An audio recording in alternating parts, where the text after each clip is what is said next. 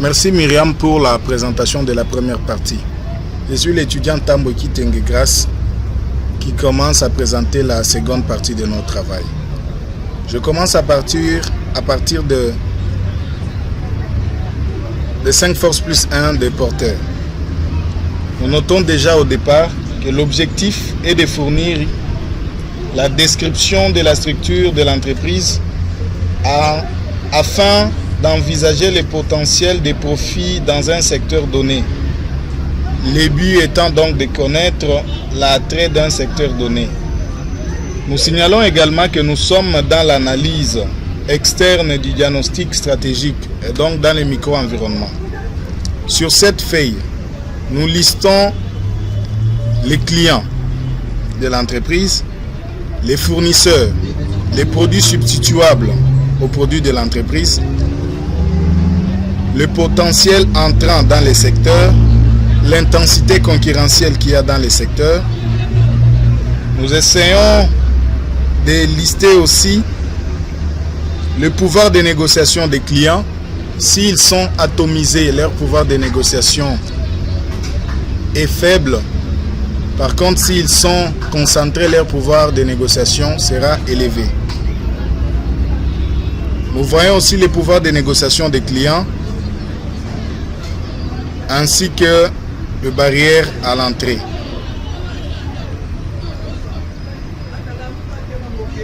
La matrice stratégique du groupe MAC. Ici, nous identifions les entreprises qui ont un même profil stratégique. Nous avons des critères au choix que nous associons des valeurs. C'est la qualité, par exemple, et les prix. La matrice suivante, c'est la matrice de McKinsey. Sur cette feuille, nous essayons d'analyser les portefeuilles d'activité d'une entreprise. Et ici, nous avons deux variables importantes, dont la première qui est la position concurrentielle et la deuxième, l'attractivité du secteur. Commençons par l'attractivité du secteur. Sur cette feuille, ou dans cette partie, nous essayons de citer les facteurs qui rendent un marché attractif. C'est par exemple le taux de croissance. C'est par exemple la fiscalité. Là, je vois plus exactement les exonérations.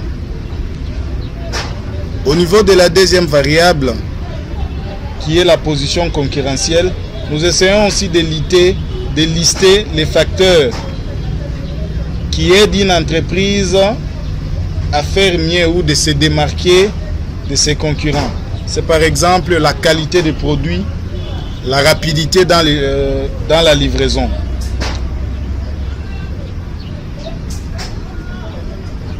Le but ici est de voir si l'entreprise essaye de satisfaire aux exigences que nous accordons une note ou que nous attribuons une note appelée pondération. Le but est de voir si l'entreprise satisfait à ces exigences ou pas. La feuille suivante, c'est market, dénommé market. Ici, nous faisons une analyse du marché. Au premier point, nous essayons de nous poser la question de savoir qui sont les clients de l'entreprise. Donc à ce niveau, on essaie de les décrire de manière précise et concise. Après, nous essayons de voir, de déterminer la cible ou les marchés cibles de l'entreprise. Après, nous essayons de déterminer la taille du marché cible. Après, c'est le taux de croissance de ces marchés cibles. Après, c'est le taux de pénétration de ces marchés. Après, c'est les besoins actuels des consommateurs. Après, c'est les besoins futurs de ces consommateurs. Après cela, nous essayons aussi de voir la chaîne de distribution auquel les consommateurs sont habitués. Après ça, nous voyons également les différentes marges qu'on accorde aux différents canaux de distribution. Après, nous voyons la sensibilité des consommateurs par rapport au prix. Après, nous voyons la stratégie de fixation des prix. Après cela, nous voyons enfin la tendance future du marché ou du consommateur concernant les produits que l'entreprise offre. Donc, sur cette feuille, nous essayons de faire une analyse du marché. La feuille suivante, c'est l'outil Pestel. Ici, nous faisons l'analyse de l'impact des différents éléments de l'environnement sur l'entreprise. Nous voyons par exemple le facteur économique. Là, nous pouvons prendre en considération le taux de croissance, le taux de chômage. Nous voyons également les facteurs légaux ou carrément la législation. Après, nous prenons les éléments démographiques, c'est par exemple la croissance démographique. Nous voyons après l'attitude ou le style de vie des différents consommateurs du marché cible. Après, nous voyons aussi les autres éléments qui peuvent influencer ou influer sur l'entreprise. Donc, enfin, sur cette feuille, nous essayons de voir les degrés d'impact des éléments de l'environnement, le degré d'impact positif ou négatif des éléments de l'environnement sur l'entreprise.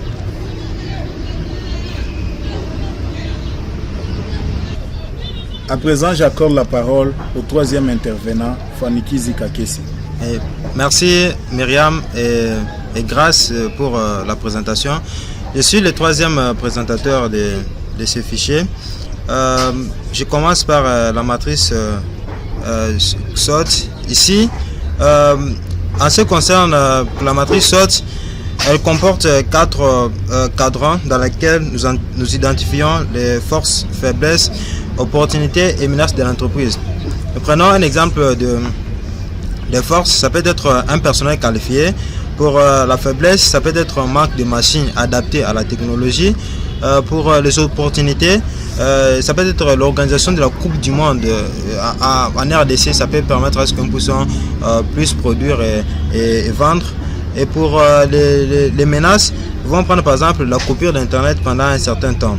Et les résultats de cette matrice vont sortir dans l'autre matrice ici, où nous allons faire maintenant, nous allons combiner les facteurs.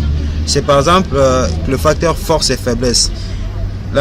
Cette feuille nous permet de combiner les forces et les opportunités, forces, menaces, ainsi de suite, pour permettre à l'entreprise de s'adapter à son environnement et avoir toujours un avantage concurrentiel et la défendre toujours.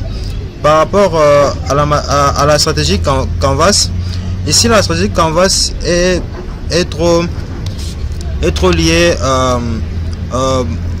aux entreprises qui utilisent la stratégie Blue Ocean. C'est un modèle, d'abord Canvas, c'est un modèle économique qui permet à une entreprise d'avoir plus de ressources pour se financer. C'est un modèle utilisé très souvent par les entreprises de Blue Ocean, comme nous avons dit. Nous allons ici prendre certains facteurs, les comparer aux concurrents et voir à quel niveau nous situons et à quel niveau les concurrents aussi se situent pour que nous puissions utiliser, donc c'est-à-dire innover, et lorsqu'ils vont nous suivre, nous allons faire un mouvement et toujours garder un avantage concurrentiel.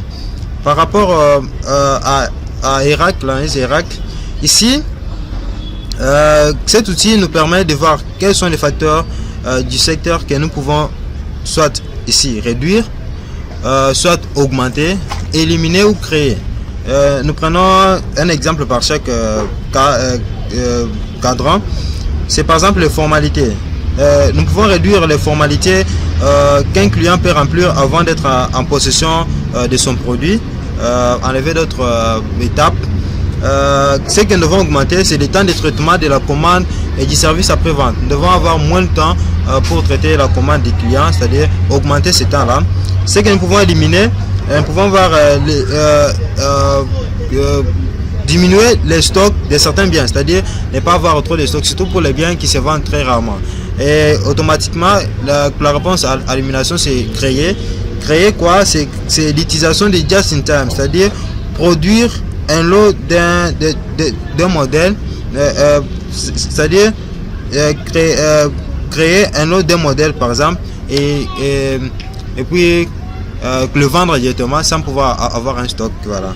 Donc c'est par exemple qu'on pouvons soit commander chez un client et vendre directement. Par rapport aux recommandations, ici les recommandations, nous commençons par